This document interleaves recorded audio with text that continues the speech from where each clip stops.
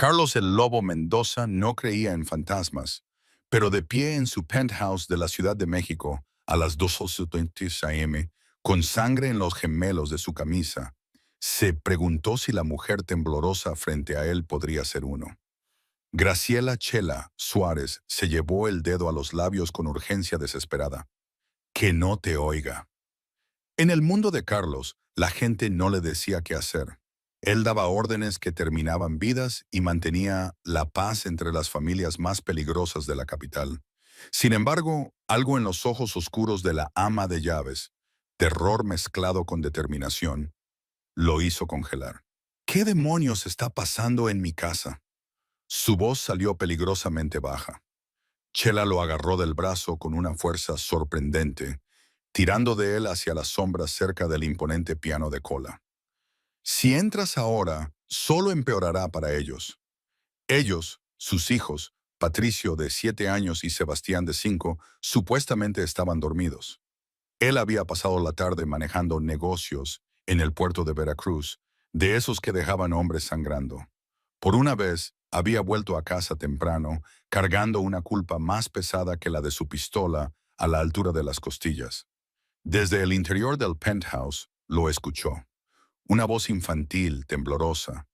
No dormidos, no seguros. La mano de Chela le cubrió la boca. Ella te oirá. Confía en mí. 60 segundos. Nadie lo llamaba Carlos. Ni sus hombres, ni sus socios. Ni siquiera Isabela, su prometida, quien prefería mi amor. Pero Chela lo dijo como una plegaria. Se movieron entre sombras que él conocía íntimamente. Al acercarse a la sala de juegos, Chela lo colocó detrás de una columna. Luego señaló a través del umbral. Carlos vio a su hijo arrodillado en la alfombra persa, con los pequeños hombros temblando.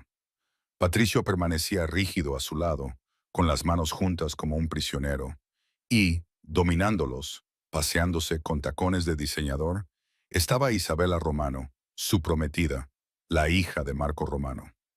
Su compromiso era un tratado entre familias en guerra. ¿Crees que llorar cambiará algo, Sebastián? La voz de Isabela cortó el aire.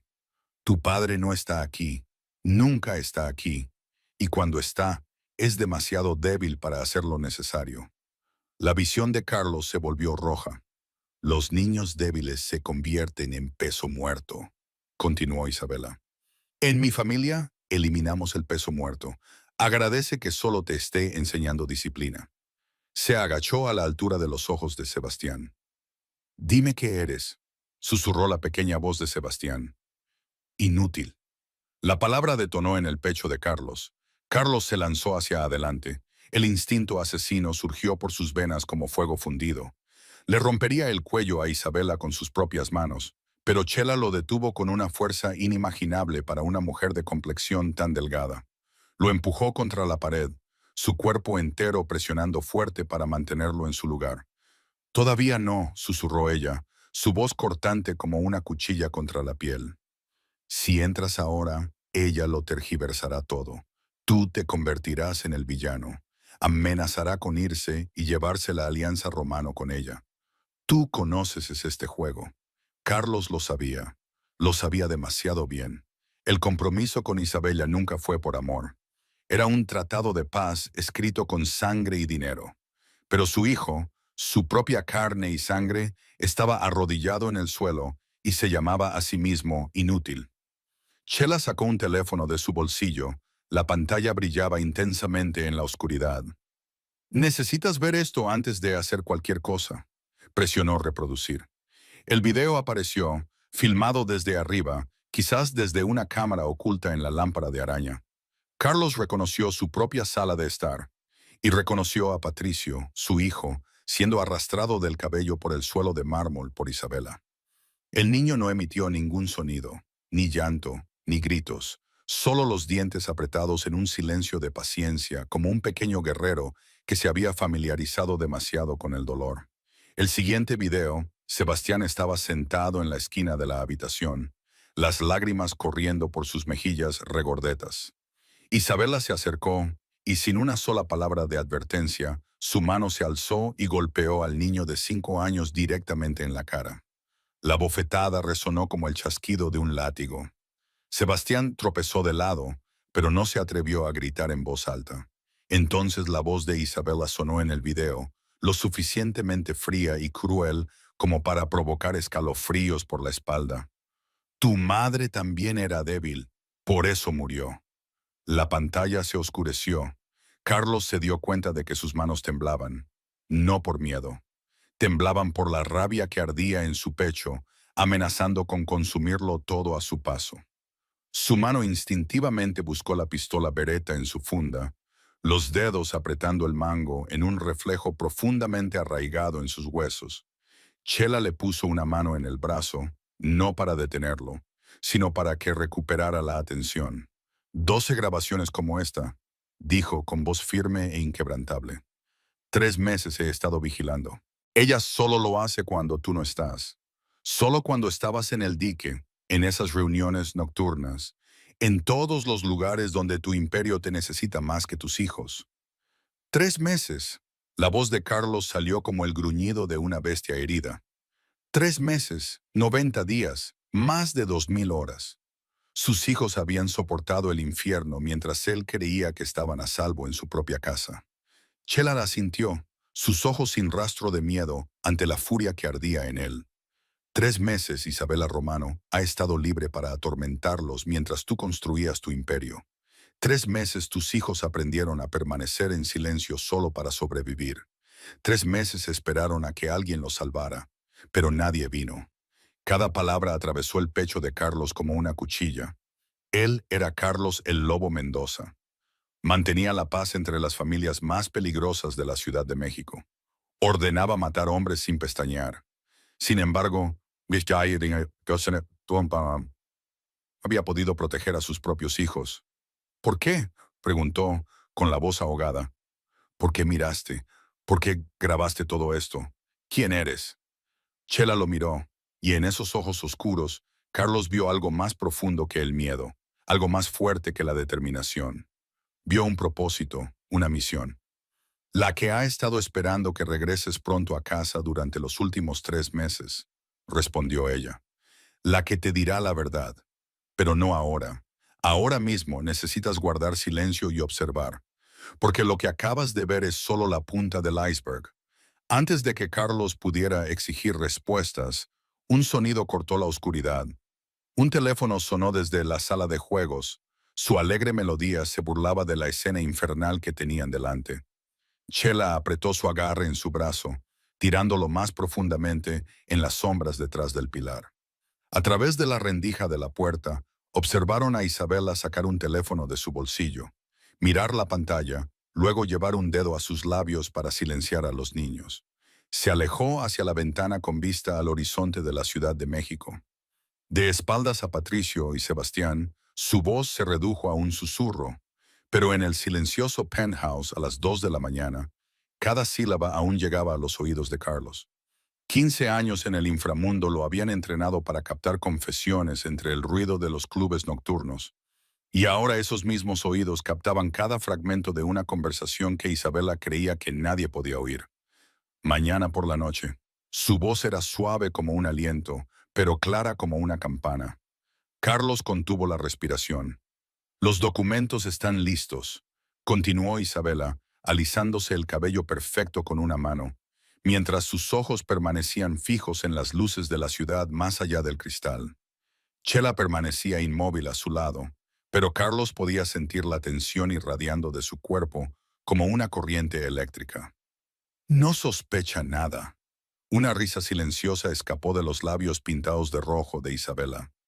La risa de alguien que tenía la victoria firmemente en sus manos. Luego vino la última frase, la que hizo que la sangre en las venas de Carlos se congelara por completo, como si le hubieran rociado nitrógeno líquido. Los niños ya no serán un problema. ¿Un problema? Sus hijos eran un problema. Patricio, de 7 años, con unos ojos mucho más viejos de lo que le correspondía. Sebastián, de 5 años, cuya risa ya no recordaba la última vez que la había oído. Eran problemas que debían resolverse a los ojos de la mujer con la que estaba a punto de casarse. Isabela terminó la llamada y deslizó el teléfono de nuevo en su bolsillo con la gracia de un depredador que acababa de marcar a su presa.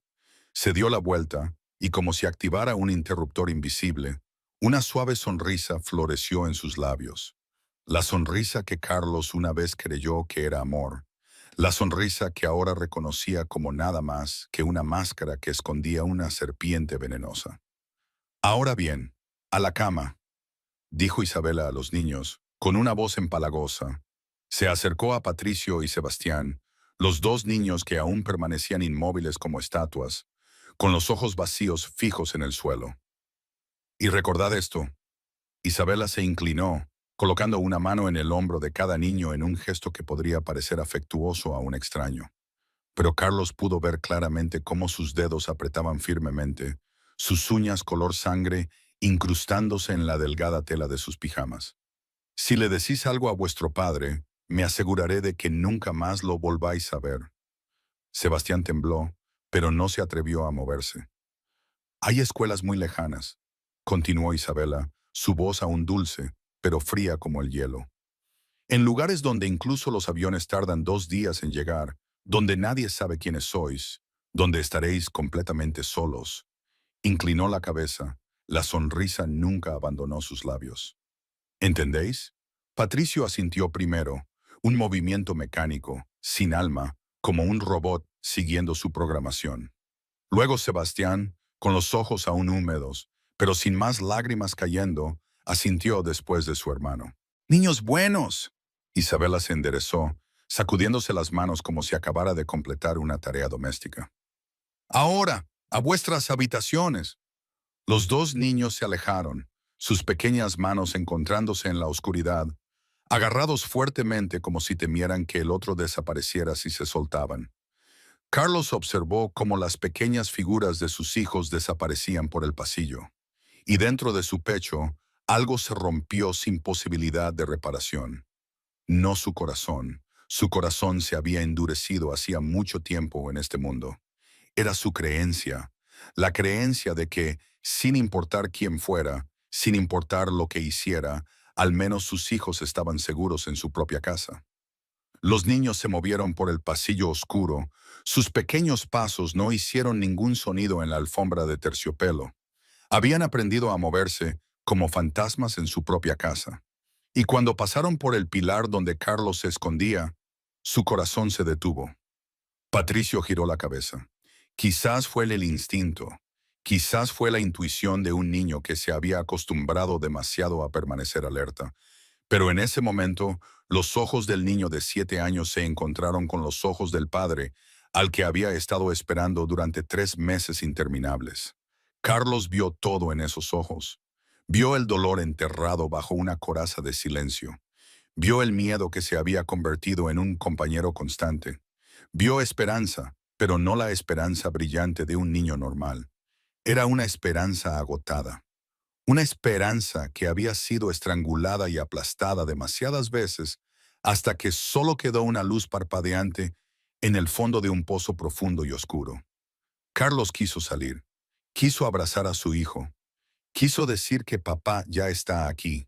Papá te protegerá. Papá nunca más dejará que nadie te haga daño.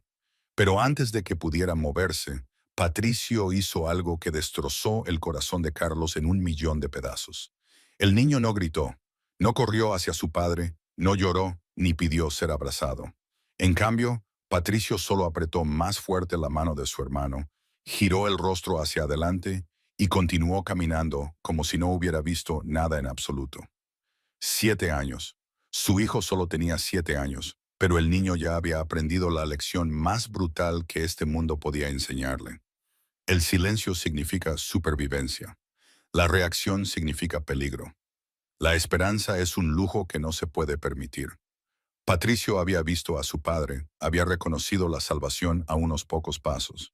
Sin embargo, siguió caminando hacia la oscuridad porque sabía que un sonido, un movimiento equivocado, podía empeorar todo. Su hijo había aprendido a no confiar en nadie, ni siquiera en su propio padre.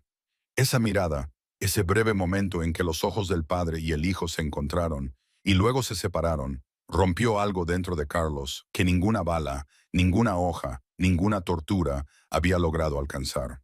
Había matado hombres. Había ordenado ejecuciones. Había visto a enemigos rogar sin pestañear.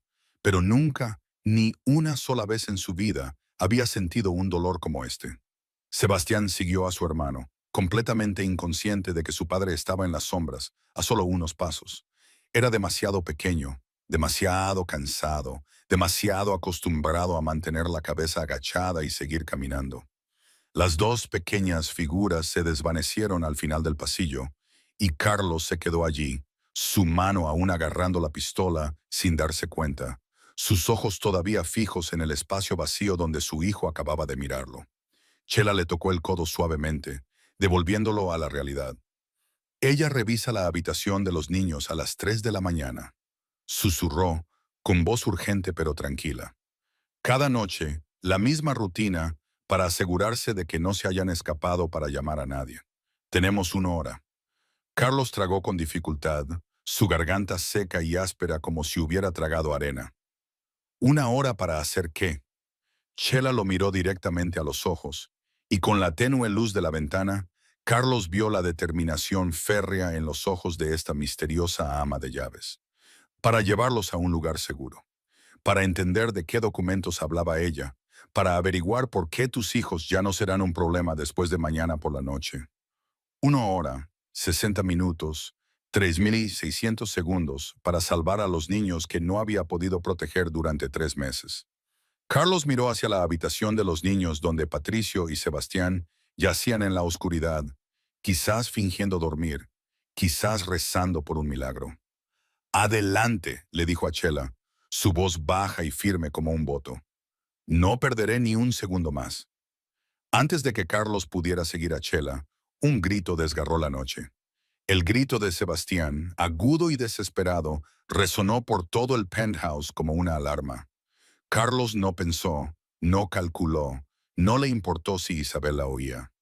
Corrió. El instinto de un padre ardió con más furia que cualquier instinto de supervivencia que hubiera poseído en 15 años como jefe del inframundo de la Ciudad de México. Sus pies volaron por el pasillo, su corazón latiendo como si fuera a estallar de su pecho, y en su mente solo había un pensamiento. Su hijo. Su hijo estaba gritando. Llegó a la habitación de los niños en segundos. Su hombro golpeó el marco de la puerta al entrar demasiado rápido.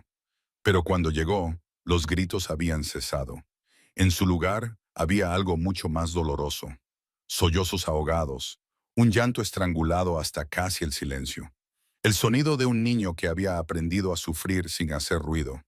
Con la tenue luz de la luna filtrándose por las cortinas, Carlos vio a Patricio sentado en la cama de Sebastián.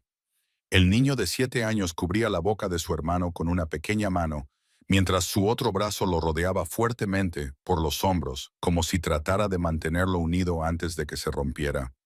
El niño estaba haciendo el trabajo que los adultos deberían haber hecho, protegiendo a su hermano, manteniéndolo en silencio, escudándolo de la ira del monstruo que dormía en la habitación contigua. Cuando Patricio levantó la vista y vio a su padre de pie en el umbral, el rostro del niño se descompuso, no por miedo o dolor, sino entre dos emociones opuestas, alivio y terror, esperanza y desesperación. Quería correr hacia su padre, pero temía las consecuencias. Quería llorar, pero temía que el sonido se escuchara. Quería ser salvado, pero se había acostumbrado a salvarse a sí mismo. Pesadilla, papá, dijo Patricio con voz temblorosa, pero aún luchando por controlarse. Quitó la mano de la boca de su hermano. Sus pequeños dedos secaron rápidamente las lágrimas de las mejillas de Sebastián. Solo tuvo una pesadilla. No es nada. Estamos bien. 7 años. Su hijo solo tenía 7 años, pero ya había aprendido a usar las mentiras como escudo. Ya había aprendido a esconder la verdad para protegerse a sí mismo y a su hermano. Ya había aprendido que en esa casa, la verdad era un lujo peligroso. Carlos entró en la habitación y cerró la puerta detrás de él. Caminó hacia la cama, se arrodilló ante sus 2 hijos y se puso a su altura. Esto era algo que nunca había hecho antes. En su mundo, la gente se arrodillaba ante él, no al revés. Pero esta noche, en esta habitación oscura, estaba dispuesto a arrodillarse ante 2 pequeñas almas que habían soportado el infierno por su ausencia. Lo sé, dijo, con la voz tan ahogada que apenas la reconoció como propia. Lo vi, lo oí todo.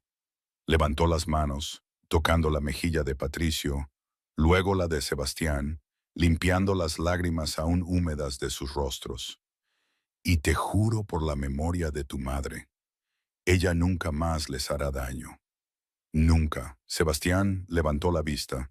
Sus grandes ojos redondos enrojecidos por el llanto, sus labios aún temblaban. ¿Sabes lo de la señorita Isabela? Su voz era diminuta, como si temiera que hablar más alto hiciera todo real. ¿Sabes ella? Lo sé todo, amiguito, susurró Carlos, con la garganta apretada por el dolor.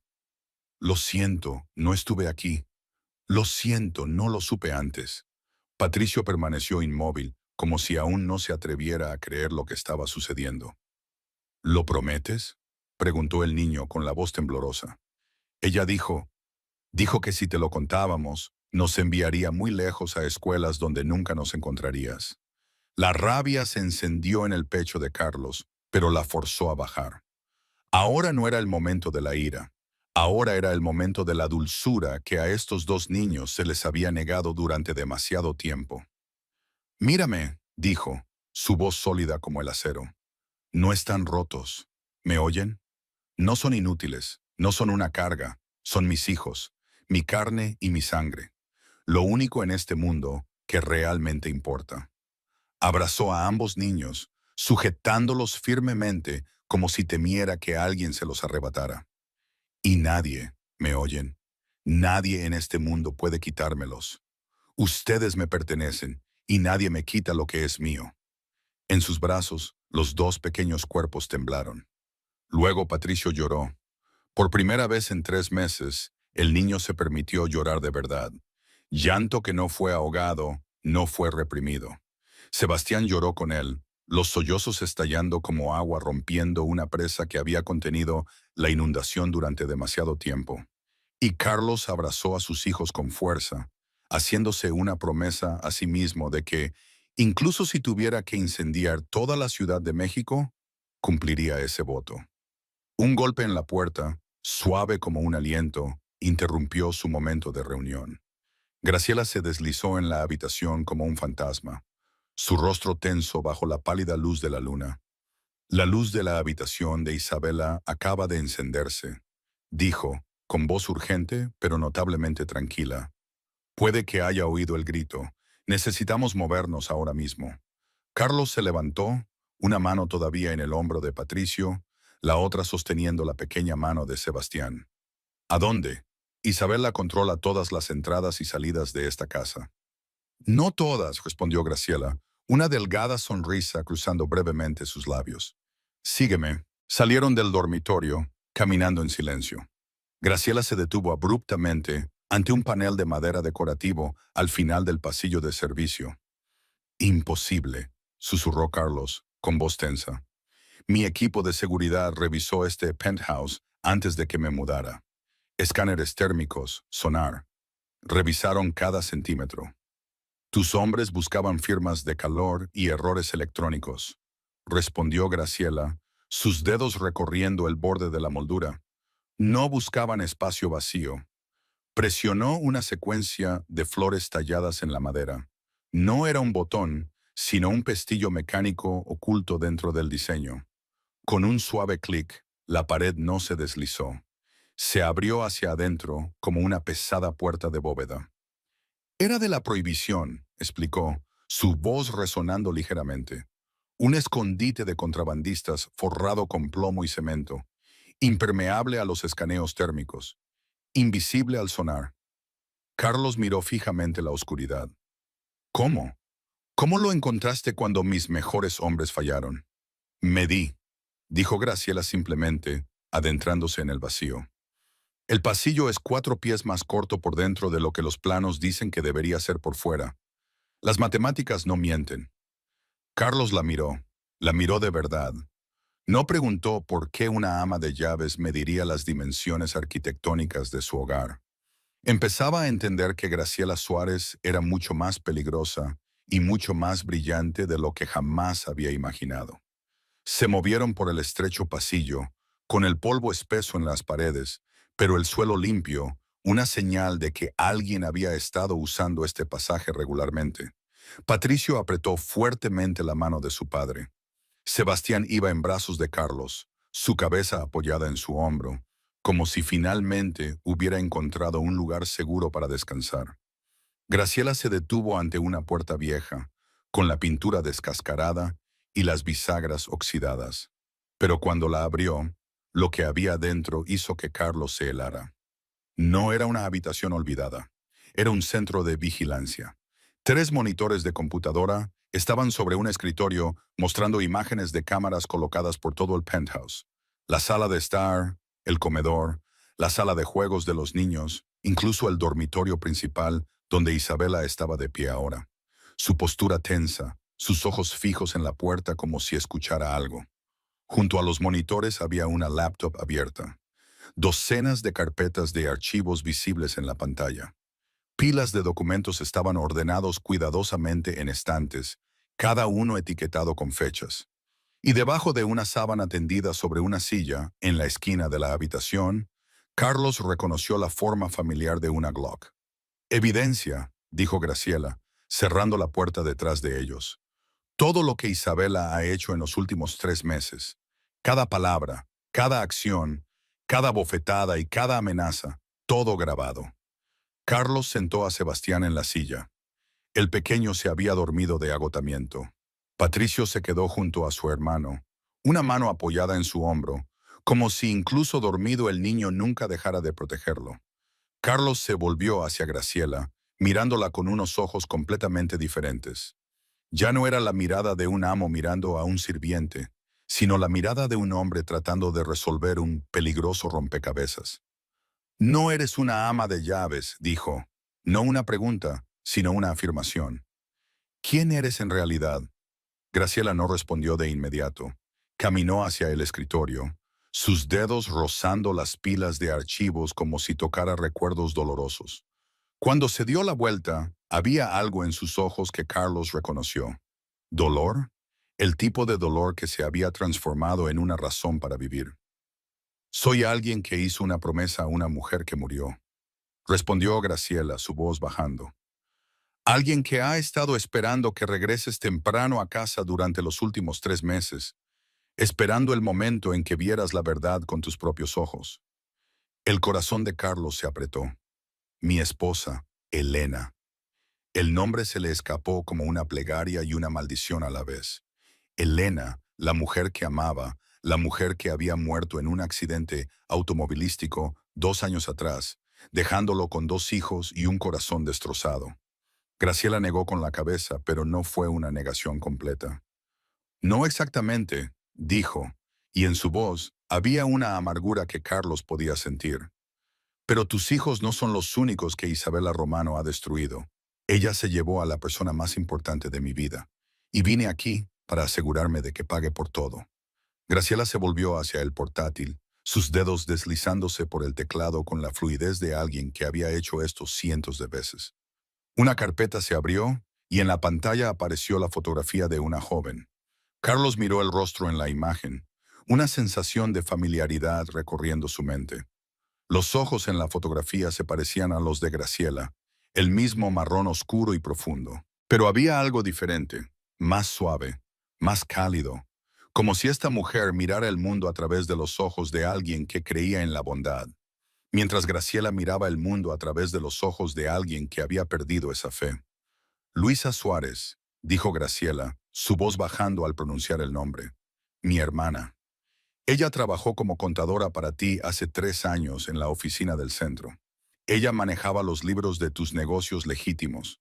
Los recuerdos lo azotaron como una ola. Carlos recordó a Luisa Suárez, la joven con la sonrisa radiante y los dedos que volaban sobre el teclado. Ella había trabajado para él durante más de 1 año, nunca haciendo preguntas que no debían hacerse, nunca curiosa sobre de dónde venía el dinero. Una empleada perfecta. Luego, un día, dejó de ir a la oficina. Las noticias decían que murió en un robo que salió mal. Lugar equivocado, momento equivocado. Carlos había enviado flores al funeral, una corona blanca con palabras de condolencia. Incluso había enviado una suma de dinero a su familia como gesto de respeto por una ex empleada. Luego continuó con su vida, continuó con su trabajo, continuó olvidando. Lo recuerdo, dijo Carlos, su voz volviéndose pesada. El robo. Envié flores. Graciela se dio la vuelta y en sus ojos ardió un fuego que Carlos reconoció al instante. Era el fuego del odio, del dolor que había madurado en un propósito. No fue un robo. La voz de Graciela era fría como el acero, templada en hielo. La familia Romano mató a mi hermana. Marco Romano dio la orden. Sus hombres la llevaron a cabo. Hizo una pausa, tragando con dificultad como si las siguientes palabras fueran trozos de cristal cortándole la garganta. La torturaron primero. Durante 2 días querían información sobre tus operaciones, sobre tus flujos de dinero, sobre debilidades que pudieran explotar. La habitación pareció encogerse. El aire se volvió tan denso que a Carlos le costó respirar. No dijo una palabra, continuó Graciela, con la voz temblorosa pero aún resuelta. 2 días de tortura y nunca pronunció una sola sílaba. No porque te fuera leal, sino porque sabía que si los Romano obtenían esa información, vendrían por ti. Y si venían por ti, encontrarían a los 2 niños. Ella murió para proteger a Patricio y Sebastián, 2 niños que ni siquiera había conocido. Carlos sintió que las rodillas le flaqueaban. Una mujer que apenas recordaba había soportado el infierno y la muerte para proteger a sus hijos, mientras él enviaba flores y seguía olvidando. Viniste aquí por venganza, dijo. No era una pregunta. Graciela puso la mano en la pantalla, sus dedos tocando suavemente el rostro de su hermana en la fotografía. Vine aquí para encontrar la verdad, respondió ella. Cuando descubrí quién estaba detrás de la muerte de mi hermana, hice un plan. Me infiltraría en la vida de Carlos Mendoza, reuniría pruebas y luego lo destruiría. Se volvió mirando directamente a los ojos de Carlos sin rastro de miedo. Pensé que eras un monstruo. Pensé que sabías cómo murió mi hermana y no hiciste nada. Pensé que merecías castigo tanto como los Romano. Un silencio pesado se cernía entre ellos. Carlos no se defendió. No lo negó. Esperó. Pero luego observé, continuó Graciela, su voz ablandándose ligeramente. 3 meses viviendo en esta casa. Lo observé todo. Te vi mirar fotografías de Elena con un dolor que no podía ser fingido. Te vi de pie en su habitación durante horas en mitad de la noche, hablando con alguien que ya no estaba allí. Vi a tus hijos esperar junto a la ventana cada tarde, los ojos fijos en la calle de abajo, esperando que su padre volviera a casa temprano hoy. Y vi a Isabela destruirlos sistemáticamente mientras tú te ahogabas en la culpa, completamente inconsciente del infierno que se desarrollaba bajo tu propio techo. Se acercó a Carlos, a solo un paso de él. No eres un monstruo, Carlos Mendoza. Eres un hombre roto tratando de sobrevivir, justo como yo. Entonces, ¿qué quieres ahora?, preguntó Carlos, su voz. Graciela miró hacia la silla donde estaba Patricio, una mano todavía apoyada en el hombro de su hermano dormido. Sus ojos se suavizaron al mirar a los 2 niños, y en ese momento, Carlos vio a la verdadera Graciela. No una vengadora, no una espía, sino una mujer que había perdido a la persona que más amaba y estaba tratando de convertir su dolor en algo significativo. Quiero que Isabella pague por todo lo que ha hecho, respondió Graciela, su voz sólida como un voto.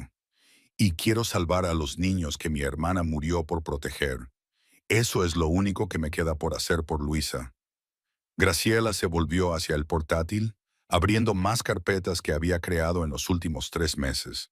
Cada archivo apareció en la pantalla como piezas de un rompecabezas horrible que Carlos nunca había imaginado. Primero fueron capturas de pantalla del historial de búsqueda en la computadora personal de Isabela. Hace 6 semanas, su hermosa prometida había tecleado palabras clave en la barra de búsqueda que nadie con buenas intenciones necesitaría. Veneno que no deja rastro. Sustancias que causan paro cardíaco natural. ¿Cómo hacer que la muerte parezca una enfermedad cardíaca? Docenas de resultados de búsqueda. Docenas de sitios web médicos y foros clandestinos, todos meticulosamente investigados por Isabela, como si estuviera preparándose para un examen importante. Graciela hizo clic en el siguiente archivo. Hace 4 semanas, una fotografía tomada en secreto de Isabela saliendo de la oficina de un abogado de bienes en el distrito de Las Lomas.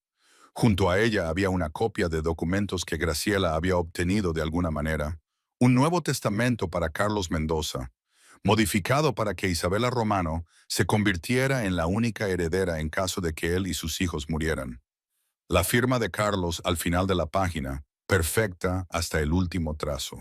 Una falsificación indistinguible de la real. Falsificó mi firma, susurró Carlos con la voz ahogada. Lo ha preparado todo, respondió Graciela, continuando la apertura de otro archivo. Hace 2 semanas, fotografías tomadas en un elegante restaurante en los suburbios de la Ciudad de México. Isabela sentada frente a 2 hombres que Carlos reconoció de inmediato. Enzo y S., 2 notorios asesinos de la familia Romano.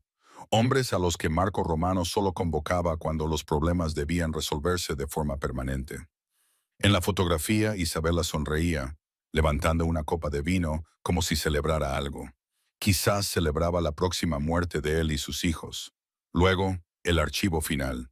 El video de ayer de una cámara de seguridad que Graciela había instalado en el dormitorio de Isabela. Las imágenes mostraban a un repartidor que llegaba a la puerta, entregándole a Isabela una pequeña caja envuelta en papel de estraza. Cuando Isabela abrió la caja en su habitación privada, la cámara grabó claramente lo que había dentro. Un vial de líquido claro sin etiquetar, un juego de jeringas médicas y un pequeño trozo de papel con texto manuscrito que Isabela leyó y luego quemó en un cenicero. Digitalis, explicó Graciela, su voz fría como si leyera un informe científico. Extraída de la planta de dedalera, utilizada en medicina para tratar afecciones cardíacas en dosis controladas. Pero en manos de alguien con intenciones maliciosas, se convierte en el arma perfecta. Hizo una pausa, mirando a Carlos con ojos pesados. Pequeñas dosis causan síntomas que se parecen al estrés. Fatiga, náuseas, latidos irregulares. Los médicos pensarían que es por la presión laboral, por la tensión, por la falta de sueño. Dosis más grandes causarían un paro cardíaco, y para cuando alguien sospechara lo suficiente como para solicitar una autopsia, el veneno se habría degradado por completo. Sin rastro. Carlos sintió que el estómago se le subía a la garganta. Había enfrentado la muerte muchas veces en su vida. Había mirado fijamente el cañón de una pistola sin pestañear. Había ordenado matar hombres sin dudar. Pero nunca, ni una sola vez, se había sentido tan mareado. Planeaba matarnos, dijo, y las palabras salieron como el susurro de un hombre que acababa de recibir una sentencia de muerte. Graciela asintió. Los niños primero. Un trágico accidente acabaría con la vida de Patricio y Sebastián. Quizás una caída por las escaleras. Quizás una intoxicación alimentaria.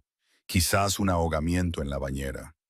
Isabela lloraría y se lamentaría frente a todos, y nadie sospecharía de la madrastra devastada por la pérdida de sus hijos. Su voz era amarga como el veneno. Luego tú, lentamente, el estrés de perder a tus hijos sería la explicación perfecta para los síntomas inusuales. Insuficiencia cardíaca por dolor excesivo. La trágica muerte de un padre que no pudo superar el dolor de perder a sus hijos.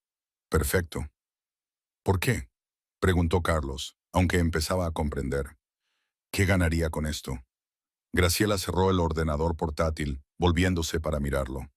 Todo, toda tu fortuna heredada, el imperio que construiste durante 15 años, las relaciones comerciales, las rutas marítimas, las inversiones legales e ilegales. Hizo una pausa, dejando que cada palabra calara. Y su padre, Marco Romano, absorbería tu imperio sin disparar un solo tiro. Sin guerra, sin derramamiento de sangre, solo un funeral y un testamento falsificado.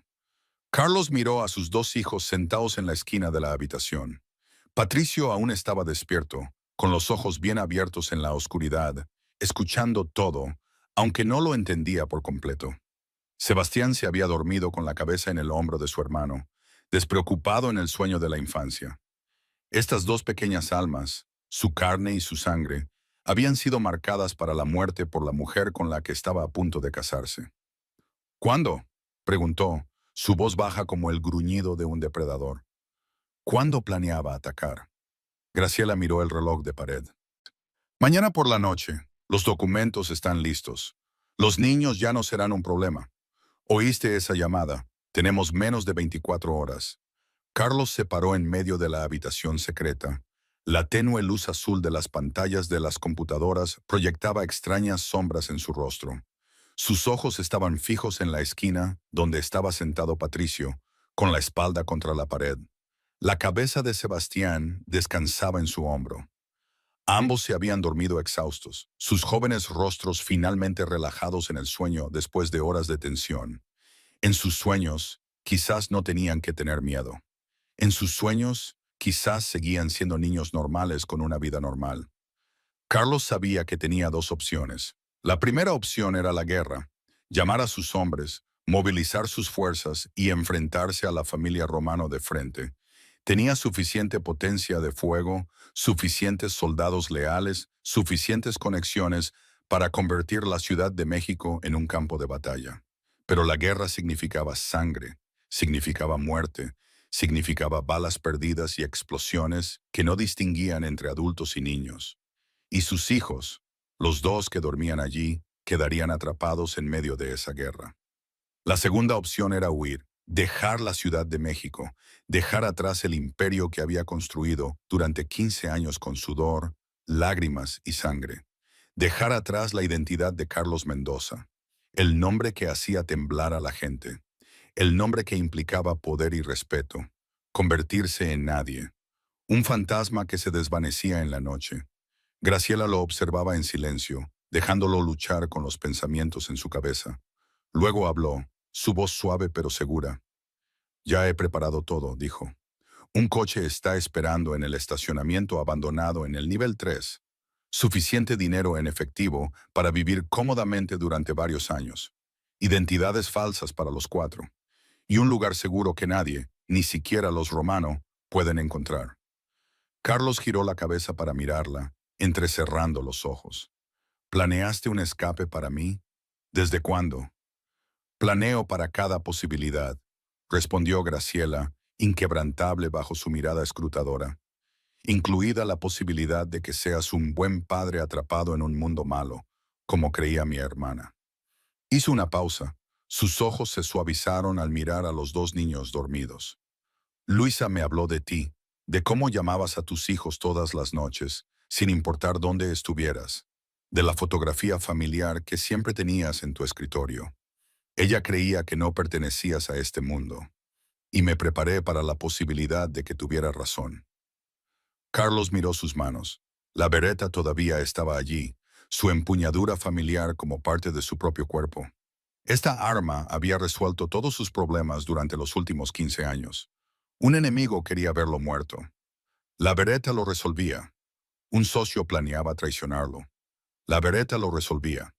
Alguien amenazaba lo que le pertenecía. La bereta siempre tenía la respuesta. Era el único idioma que conocía para hablar en este mundo. El idioma de la violencia, el idioma del poder. Luego miró a Patricio y Sebastián, dos pequeñas figuras acurrucadas la una en la otra en el sueño, buscando calor y seguridad el uno del otro, porque no podían encontrarla en los adultos. Los ojos cerrados de Patricio todavía mostraban rastros de noches sin dormir. Las mejillas de Sebastián todavía mostraban las rayas de lágrimas secas. Estos dos niños eran todo lo que quedaba de Elena, eran todo lo que importaba en este mundo. Si huyo, dijo Carlos, su voz bajando a un susurro. Lo pierdo todo, el imperio, el poder, todo lo que he construido. Graciela se acercó, poniéndose directamente frente a él. Si te quedas, respondió, su voz sin un momento de duda. Los pierdes a ellos. Dos opciones, una decisión. Y Carlos el Lobo Mendoza, el hombre que nunca antes había dudado ante ninguna decisión de vida o muerte, por primera vez en su vida, sintió que le temblaban las manos. Miró la bereta una última vez. El arma fría brilló bajo la luz de las pantallas, como un recordatorio del hombre que había sido, de lo que había hecho, de la sangre en sus manos que nunca se limpiaría. Entonces Carlos hizo algo que nunca había hecho en 15 años. Se quitó el arma del cuerpo y la dejó sobre la mesa con un suave sonido. Metal tocando madera, poder tocando la rendición. Retiró la mano, dejando la bereta allí como una pieza del pasado que estaba abandonando. Nos vamos, dijo, su voz sólida como el acero. Ahora mismo, las 3:47 de la mañana. El reloj de la pared marcaba cada segundo como una cuenta regresiva hacia el fin del mundo. Graciela despertó a los niños suavemente. Susurros suaves los sacaron de su breve sueño. Patricio abrió los ojos de inmediato, su instinto arraigado de alerta, lo que significaba que no necesitaba tiempo para despertarse por completo. Sebastián tardó unos segundos más, sus pequeños ojos abriéndose con confusión antes de reconocer a su padre de pie a su lado. «Tenemos que irnos ahora», dijo Carlos a los niños, su voz suave, pero incapaz de ocultar la urgencia. «No hagan ruido, hagan todo lo que les diga la señorita Graciela. ¿Entendido?» Patricio asintió sin una palabra de protesta. Sebastián solo miró a su padre y extendió los brazos para que lo cargara. Carlos lo levantó, sus brazos sujetando su pequeño cuerpo firmemente contra su pecho. Sebastián le rodeó el cuello con los brazos, su cabeza apoyada en su hombro como si fuera el lugar más seguro del mundo. Y Carlos juró que haría que eso fuera cierto. Graciela lideró el camino a través del corredor secreto, sus pasos sin hacer ruido. Patricio le agarró la mano con fuerza, sus pequeños dedos envueltos alrededor de la mano de la mujer, a la que había llamado ama de llaves hacía solo unas horas. Se movieron por pasajes estrechos y escaleras de caracol que Carlos nunca había sabido que existían, descendiendo profundamente en el edificio hasta que llegaron a una pesada puerta de acero. Graciela introdujo un código en el teclado. La puerta se abrió con un suave clic y entraron en un estacionamiento abandonado que Carlos no tenía idea de que existía justo debajo de sus pies. El coche esperando en la esquina del garaje no era el reluciente Maserati negro de Carlos, ni el Bentley o Range Rover que solía conducir. Era un viejo Honda Civic, su pintura plateada descolorida, unos cuantos golpes en el parachoques delantero. El tipo de coche que la gente ve cientos de veces al día y nunca recuerda. El coche perfecto para desaparecer. Graciela se sentó en el asiento del conductor. Carlos colocó a Sebastián en el asiento trasero. Luego se sentó junto a su hijo. Patricio subió por el otro lado, inmediatamente acercándose a su hermano. El motor arrancó con un suave zumbido y el coche salió del garaje por una salida que Carlos nunca había conocido. Condujeron por la Ciudad de México en la noche. Calles familiares pasaron por las ventanas. Edificios que Carlos poseía, restaurantes donde una vez había negociado acuerdos multimillonarios, esquinas donde había construido su imperio desde la nada. Las luces de la ciudad parpadearon en el espejo retrovisor, y con cada kilómetro que recorrían, el pasado retrocedía aún más. Carlos Mendoza estaba muriendo, no por bala o cuchillo, sino por elección. Estaba enterrando con sus propias manos al hombre que había sido durante 15 años. 30 minutos después de abandonar el penthouse, el teléfono en el bolsillo de Carlos vibró. Lo sacó, la pantalla brillaba en la oscuridad del coche con un nombre familiar. Isabela. Miró ese nombre durante varios segundos, pensando en su sonrisa, pensando en las dulces palabras que una vez había pronunciado, pensando en cómo había hecho que su hijo se arrodillara y se llamara a sí mismo inútil. Luego presionó rechazar, apagó el teléfono, retiró la tarjeta SIM y la arrojó por la ventana medio abierta. El pequeño trozo de plástico desapareció en la noche, llevándose consigo el último hilo que lo conectaba con su antigua vida. Conducían por la carretera panamericana en dirección norte cuando Graciela miró por el espejo retrovisor. Sus ojos de repente se agudizaron. «Tenemos un coche siguiéndonos», dijo, con una voz extrañamente tranquila. Carlos se giró para mirar hacia atrás. Dos todoterrenos negros lo seguían. Sus faros brillaban en la noche. La distancia se acortaba. Reconoció el tipo, los Cadillac Escalade negros que los hombres de Romano preferían. «¿Cómo nos encontraron?», preguntó Carlos, su mano instintivamente buscando su cadera donde solía estar la bereta. Luego recordó que la había dejado en la habitación secreta. Isabela seguramente puso rastreadores en tu coche, en tu teléfono, posiblemente incluso en tu ropa. Respondió Graciela, sus ojos nunca apartándose del espejo retrovisor. Pero están rastreando los dispositivos, no a nosotros. No esperaban que cambiáramos de coche. Graciela pisó el acelerador, y el envejecido Civic rugió como si se despertara de un largo sueño. Giró bruscamente a la derecha, sumergiéndose en un camino estrecho entre dos edificios de almacenes. Otro giro a la izquierda, otro a la derecha. Conducía como alguien que había estudiado cada carretera, cada callejón, cada atajo en esta ciudad, como alguien entrenado para este momento exacto.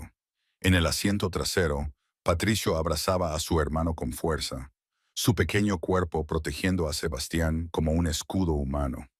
No lloró, no gritó, solo lo abrazó y cerró los ojos, sus labios moviéndose en lo que podría haber sido una oración. Sebastián se cubrió los oídos con sus pequeñas manos, los ojos cerrados con fuerza, tratando de bloquear el mundo exterior. Graciela frenó, giró hacia un estacionamiento subterráneo, apagó las luces y se detuvo en la oscuridad. Los dos SUVs pasaron rugiendo por fuera. Sus faros se extendieron, pero no detectaron el Civic escondido en las sombras. El sonido de sus motores se desvaneció y luego desapareció. Esperaron 5 minutos, 10 minutos. Nadie habló. Solo el sonido de 4 personas respirando en el espacio reducido del coche y el sonido de corazones latiendo como si fueran a estallar de sus pechos. Luego Graciela arrancó el coche de nuevo, salió del estacionamiento y se dirigió hacia el norte, hacia el estado de Guanajuato, hacia la libertad.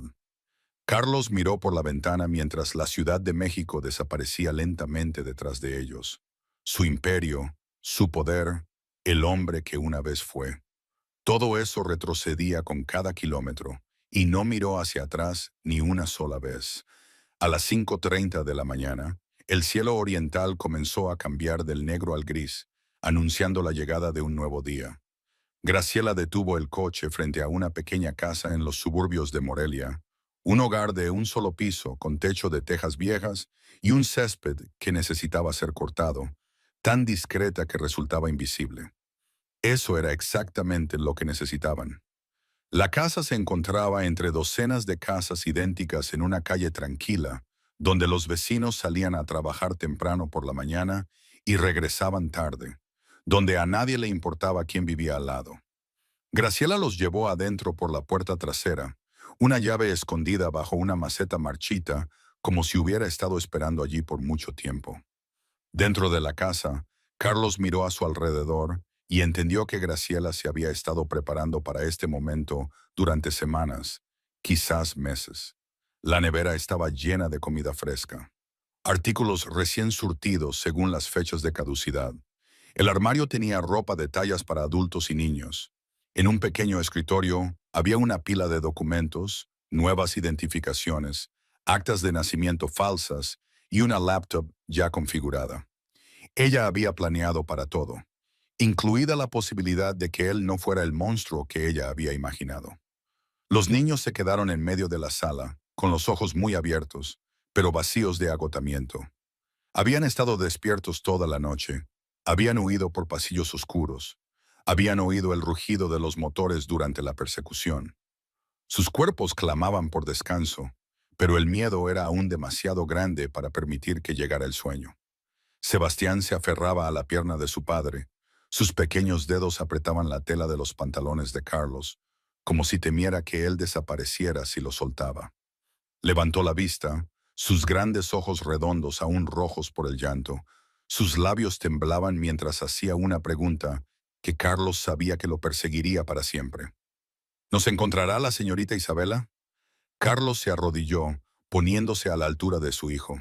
Vio el miedo en esos ojos, el miedo de un niño de 5 años al que le habían enseñado que los monstruos no vivían debajo de la cama, sino dentro de la casa, vistiendo bonitos vestidos y tacones altos. Nadie nos encontrará aquí, dijo con la voz más suave que pudo. Te prometo que estamos a salvo ahora. Sebastián lo miró, y en sus ojos Carlos vio la misma pregunta que Patricio le había hecho la noche anterior. La misma duda, el mismo miedo a confiar y ser traicionado. ¿Lo prometes? Preguntó de nuevo, como si necesitara oírlo una vez más para creer. Lo prometo. Carlos lo abrazó y lo mantuvo fuerte. Nadie más te hará daño. Nadie. Llevó a los niños a un pequeño dormitorio al final del pasillo donde se habían preparado dos camas individuales con sábanas limpias y almohadas. Patricio y Sebastián se acostaron, pero sus ojos permanecieron abiertos, mirando al techo como si esperaran que algo terrible sucediera. Carlos se sentó al lado de la cama, acariciando suavemente el cabello de Sebastián. Y entonces, de algún lugar que no podía nombrar, una vieja melodía regresó a su memoria. La canción que Elena solía cantar a los niños todas las noches, la canción que pensó que había olvidado hace mucho tiempo, enterrada con el dolor de perder a su esposa. Pero esta noche, en esta extraña casa segura, las palabras encontraron su camino de regreso. Comenzó a cantar, su voz no tan suave como la de Elena, pero la melodía era la correcta.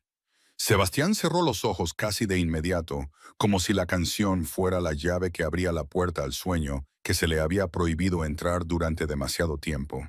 Patricio también se relajó, bajando los hombros, sus puños apretados desdoblándose lentamente. Cuando Carlos pensó que ambos niños se habían dormido, Patricio habló de repente, su voz pequeña como un aliento en la oscuridad. «Papá». El niño abrió los ojos, mirando a su padre con ojos llenos de culpa. «Lo siento no haberte contado lo de la señora Isabela.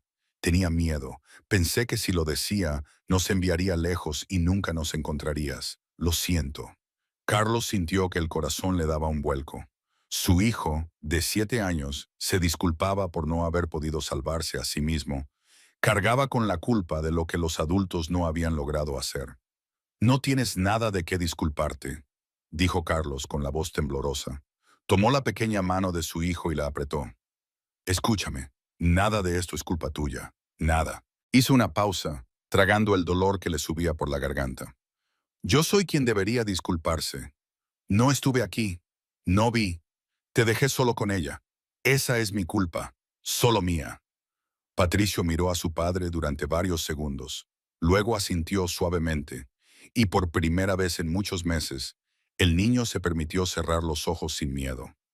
Cuando ambos niños se habían sumido en el sueño, Carlos permaneció sentado allí, observándolos a la tenue luz del amanecer que se asomaba por las cortinas. Estas dos pequeñas almas habían soportado el infierno en silencio, habían aprendido a sobrevivir sin confiar en nadie, habían llevado cicatrices invisibles que quizás nunca sanarían por completo, y él, su padre, no había sabido nada. La noche cayó sobre Morelia en silencio. La pequeña casa se sumió en la oscuridad, excepto por la débil luz amarilla de la cocina, donde Carlos y Graciela se sentaban uno frente al otro en la vieja mesa de madera. 2 tazas de café se habían enfriado entre ellos. Ninguno de ellos se molestó en tomar otro sorbo. Los niños dormían profundamente en la habitación contigua, el primer sueño en muchos meses, sin ser acechados por el fantasma de Isabela. El silencio se prolongó, pero no era pesado. Era el silencio de personas que se habían cansado de las palabras, que habían pasado por demasiado en una noche como para tener la fuerza para una conversación trivial. Carlos miró su taza de café, sus dedos la giraban inconscientemente sobre la mesa. Graciela estaba sentada frente a él, sus ojos puestos en la ventana donde la noche era completamente negra sin una sola estrella. Ella creía en la gente, dijo Graciela de repente, su voz suave como un aliento en la noche tranquila. Luisa, incluso trabajando en tu mundo, seguía viendo la luz. Me habló de ti, de cómo tratabas a tus empleados, de cómo hablabas con tus hijos por teléfono todas las noches. Graciela hizo una pausa, su mirada aún fija en algún lugar lejano. Ella dijo, no eras como los demás en ese mundo. Tenías algo que ellos no tenían. Carlos levantó la vista, sus ojos cansados se encontraron con la mirada de Graciela. ¿Qué? Una tenue sonrisa cruzó los labios de Graciela. Una sonrisa triste mezclada con nostalgia. Lo llamó una grieta. Dijo, gente como tú, gente que ha vivido en la oscuridad durante demasiado tiempo, Por lo general se endurece como una piedra. Pero tú tenías una grieta por donde la luz podía entrar, donde tu verdadero yo seguía vivo. Se giró para mirar a Carlos. No la creí. Pensé que era ingenua. Pero esta noche, cuando te vi arrodillarte ante tus hijos, cuando te oí cantarles una nana, entendí lo que quería decir. Carlos permaneció en silencio durante un largo rato. Pensó en Luisa, la joven con la sonrisa amable a quien apenas recordaba. Ella había muerto para proteger a sus hijos, y él ni siquiera lo había sabido hasta esa noche. Elena también lo vio. Finalmente dijo, su voz bajando a un susurro. Ella vio esa grieta y trató de sacarme. Cada día. Hizo una pausa. Los recuerdos de su esposa volviendo como la marea. Ella quería que saliera de esta vida, que dejara la Ciudad de México, que lo dejara todo. Teníamos un plan, venderlo todo, mudarnos a Chiapas, comprar un pequeño rancho en algún lugar donde nadie supiera lo que significaba el nombre Mendoza, vivir normalmente, criar a los niños, envejecer juntos. Graciela lo miró esperando. ¿Qué pasó?, preguntó suavemente. Carlos cerró los ojos, el viejo dolor resurgiendo como si nunca se hubiera desvanecido. Murió antes de que pudiera llevarlo a cabo. Un accidente automovilístico. Al menos eso es lo que pensé hasta ahora. Abrió los ojos, mirando sus manos. Manos que habían hecho tantas cosas terribles. Y yo me hundí más en lugar de salir. Pensé que si construía un imperio lo suficientemente grande, lo suficientemente fuerte, podría proteger a mis hijos. Pensé que el poder era la única forma de mantenerlos a salvo. Una risa amarga escapó de su garganta. Pero mientras construía mi imperio, abandoné a las mismas personas que quería proteger. El silencio regresó, pero esta vez llevaba el peso de las palabras recién dichas. Dos personas sentadas en la pequeña cocina de una casa segura. Dos almas destrozadas por diferentes pérdidas, pero compartiendo el mismo dolor. Graciela lo había perdido todo. Carlos había perdido a su esposa. Ambos intentaban encontrarle sentido a la tragedia, intentando convertir el dolor en algo que no fuera del todo inútil. Nadie dijo una palabra más. No había necesidad. En la oscuridad de la pequeña cocina, con el café frío entre ellos, Carlos y Graciela simplemente se sentaron allí. No había necesidad de llenar el vacío con huecas palabras de consuelo. No había necesidad de fingir que todo estaría bien. Luego sus ojos se cruzaron. No una mirada de pasión o deseo. No la mirada de dos personas que buscan consuelo en los brazos del otro. Esta era una mirada de comprensión, de dos personas que habían tocado el fondo del dolor y se dieron cuenta de que no estaban solos. Graciela vio en los ojos de Carlos la culpa de un padre que había fallado. Carlos vio en los ojos de Graciela la soledad de una hermana que había perdido la mitad de su alma. No hubo besos, ni manos que se tocaran, solo dos miradas que se encontraron en la oscuridad y comprendieron el dolor, comprendieron la pérdida, comprendieron por qué estaban allí en esa pequeña casa en la fría noche de Morelia. Y a veces esa comprensión es más íntima que cualquier contacto. A la mañana siguiente, la luz del sol de Morelia se filtró por las delgadas cortinas, despertando a Carlos de su inquieto sueño en el viejo sofá. No se había atrevido a dormir en una cama, no se había atrevido a moverse más de unos pocos pasos de la puerta de los niños. Le dolía el cuerpo por dormir de pie, pero era un dolor que estaba dispuesto a soportar. Graciela ya estaba despierta desde antes, preparando el desayuno en la cocina con movimientos suaves para no despertar a los niños. Carlos se levantó, estirando los músculos, y se enfrentó a una verdad que había estado evitando toda la noche. No podía luchar solo, no podía huir para siempre. Isabela y Marco Romano tenían recursos, tenían gente, tenían el poder de todo un imperio criminal. Tarde o temprano, lo encontrarían. Y cuando eso sucediera, ninguna casa segura podría proteger a Patricio y Sebastián. Necesitaba ayuda de alguien que pudiera enfrentarse a los Romano sin ser aplastado. De alguien en quien confiara en el mundo legítimo. Carlos tomó el teléfono desechable que Graciela había preparado y marcó un número que había memorizado 20 años atrás. El número de David Salazar. Habían crecido juntos en el barrio de Tepito. Dos niños pobres soñando con escapar de las sucias calles. Luego la vida los llevó en dos direcciones diferentes. Carlos eligió la oscuridad, construyendo un imperio con sangre y dinero. David eligió la luz, convirtiéndose en un agente de la PGR que dedicó su vida a cazar a personas como Carlos. Pero entre ellos permanecía un extraño hilo, una amistad de la infancia que ninguna de las partes pudo cortar por completo. No hablaban a menudo, pero cuando era necesario, sabían que el otro respondería. El teléfono sonó 3 veces antes de que alguien contestara. Carlos Mendoza llamándome a las 7 de la mañana. La voz de David se oía ronca por haberse despertado, pero aún nítida. ¿Alguien ha muerto o va a morir? Mis hijos, respondió Carlos, con voz pesada. Si no actúo, silencio del otro lado, luego el sonido de David suspirando. Cuéntame. Y Carlos le contó todo, desde el momento en que llegó temprano a casa anoche, hasta la escena de Isabela, haciendo que Sebastián se arrodillara y se llamara a sí mismo inútil. Desde los videos que Graciela había grabado, hasta la llamada telefónica sobre documentos y el hecho de que los niños ya no serán un problema.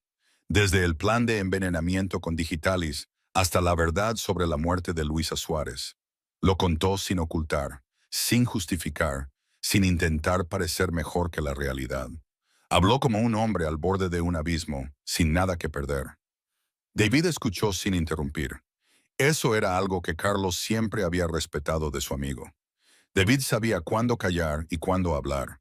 Cuando Carlos terminó, el silencio se extendió durante varios segundos. Luego David habló, su voz seria. La PGR ha estado vigilando a Romano durante 5 años, Carlos. Marco Romano está en lo alto de nuestra lista de objetivos, pero el viejo es cauteloso, no deja rastros. Sabemos lo que hace, pero no tenemos pruebas lo suficientemente sólidas como para llevarlo a los tribunales. David hizo una pausa. Necesitamos pruebas. Tengo pruebas, respondió Carlos de inmediato.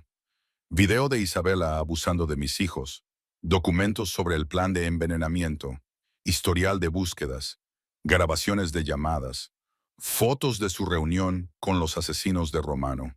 Suficiente para hundir a toda la familia. ¿Cómo obtuviste esas cosas?, preguntó David, con voz cautelosa. Graciela Suárez, la hermana de Luisa Suárez. Ella ha estado vigilando a Isabela durante 3 meses, recolectando todo. Carlos sabía cuál sería la siguiente pregunta, y antes de que la hagas, no supe que lo estaba haciendo hasta anoche. David suspiró de nuevo. El pesado aliento de alguien que pondera decisiones difíciles. ¿Sabes lo que esto significa, verdad, Carlos? Si quieres que la PGR actúe, tendrás que testificar ante un gran jurado federal. Contra Romano. Hizo una pausa, dejando que cada palabra calara. Y contra ti mismo. Sé que lo perderás todo. El imperio que construiste durante 15 años. La identidad de Carlos Mendoza. Tu antigua vida. Todo desaparecerá. Te convertirás en nadie. Carlos miró hacia el dormitorio donde Patricio y Sebastián aún dormían. 2 niños que habían soportado el infierno por su ausencia. 2 niños a los que había jurado proteger a toda costa. Ya perdí todo lo que importaba una vez, David, dijo, su voz baja pero inquebrantable. Cuando Elena murió pensé que eso era el fondo, pero me equivoqué. El fondo es cuando mi hijo se arrodilla y se llama a sí mismo inútil. El fondo es cuando mi hijo ve a su padre, pero no se atreve a correr hacia él porque ha aprendido a tener miedo. Respiró hondo. No volveré a perder, cueste lo que cueste. El silencio se prolongó al otro lado. Luego David habló, su voz ablandándose ligeramente. Estaré en Morelia esta tarde. Y Carlos, no vayas a ninguna parte. David Salazar llegó a la casa segura a las 3 de la tarde, tal como lo prometió. Conducía un sedán gris sin nada distintivo, el tipo de coche que usan los agentes federales cuando no quieren ser notados. Carlos estaba detrás de la cortina, observando a su amigo bajar del coche. Un maletín de cuero negro en la mano y los ojos escaneando rápidamente la calle antes de acercarse a la puerta. David Salazar tenía 40 años, pero su cabello se había vuelto gris años antes por la presión del trabajo. Era un poco más alto que Carlos, delgado pero sólido, con ojos agudos entrenados para ver a través de las mentiras. 20 años en la PGR lo habían transformado de un niño pobre de Tepito en uno de los mejores agentes de la Agencia Central de Inteligencia, ACI. Carlos abrió la puerta para que entrara su amigo. Los dos hombres se miraron durante un largo momento. Demasiados años y demasiados caminos diferentes se interponían entre ellos. Luego David asintió y entró. ¿Dónde están los niños?, preguntó, sus ojos escaneando la habitación.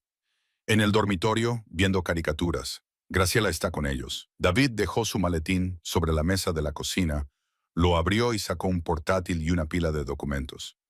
He entregado un informe preliminar a mis superiores. Están muy interesados en lo que tienes sobre Romano. Se sentó, abrió el portátil y comenzó a configurarlo. Pero Carlos, necesitas entender claramente lo que está a punto de suceder. Graciela salió del dormitorio, cerrando la puerta suavemente detrás de ella. Se sentó junto a Carlos, esperando en silencio. David los miró a ambos, luego comenzó a explicar. Este es el trato, dijo David, inclinándose hacia adelante, con expresión grave. La evidencia de Graciela es una mina de oro, pero es compleja.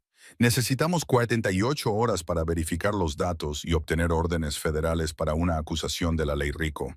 Estamos planeando una redada sincronizada para el viernes por la noche. Carlos entrecerró los ojos. ¿Y nosotros? Se quedan quietos, respondió David firmemente. Si los pongo bajo custodia federal hoy, NNI, los topos de Romano dentro de la agencia le avisarán. Destruirá los documentos y desaparecerá antes de que podamos ejecutar las órdenes. Necesitamos que piense que todavía están huyendo, todavía asustados, todavía escondidos. ¿Quieres que seamos cebo?, dijo Carlos, con voz fría. Quiero que sean fantasmas, corrigió David. Mantenemos un perímetro laxo, de bajo perfil, viernes por la noche. En el momento en que tengamos a Romano esposado, un equipo táctico los extraerá a ustedes y a los niños.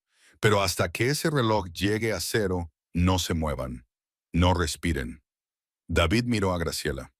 Junto con la inmunidad de procesamiento para la señorita Suárez, con respecto a cualquier acción relacionada con la recopilación de pruebas. Carlos se volvió para mirar a Graciela, luego de nuevo a David. Graciela estará protegida. David guardó silencio un momento. Sus ojos se desviaron hacia la mujer sentada junto a Carlos. Ella nunca pidió protección para ella misma, respondió, su voz con algo de respeto renuente. Cuando la contacté para verificar información sobre ella, lo único que pidió fue la garantía de que la evidencia se usaría para llevar a Isabela Romano ante la justicia. Carlos se volvió hacia Graciela, sus ojos buscando respuestas en su rostro. Tú vendrás con nosotros, dijo. No una pregunta, sino una afirmación. Graciela negó levemente con la cabeza. Ese no era mi plan, Carlos. Mi plan era asegurar que Isabela pague por lo que le hizo a mi hermana, a tus hijos. Cuando eso esté hecho, mi misión termina. ¿Cuál es tu plan?, preguntó Carlos, su voz con un ligero filo. ¿Desaparecer después de que Isabela sea arrestada? ¿Volver a tu antigua vida como si los últimos 3 meses nunca hubieran sucedido? ¿Vivir sola con el fantasma de tu hermana por el resto de tu vida? Graciela no respondió. Bajó la vista a la mesa, con los dedos entrelazados, y Carlos pudo ver la vacilación en sus ojos. Esta era una mujer que había pasado 3 meses observando, recopilando pruebas, esperando el momento adecuado. Lo había planeado todo excepto a dónde iría ella misma cuando todo terminara. Antes de que alguien pudiera decir algo más, la puerta del dormitorio se abrió. Patricio estaba en el umbral, sus grandes ojos redondos miraban a los adultos con preocupación. El niño había oído. Carlos se dio cuenta de inmediato. No todo, quizás, pero lo suficiente como para entender algo importante. ¿La señorita Graciela no vendrá con nosotros?, preguntó Patricio, con la voz temblorosa. Sebastián apareció justo detrás de su hermano, con los ojos rojos como si acabara de llorar. Sin decir una palabra, corrió directamente hacia Graciela. Sus pequeños brazos la rodearon firmemente las piernas, como si temiera que ella desapareciera.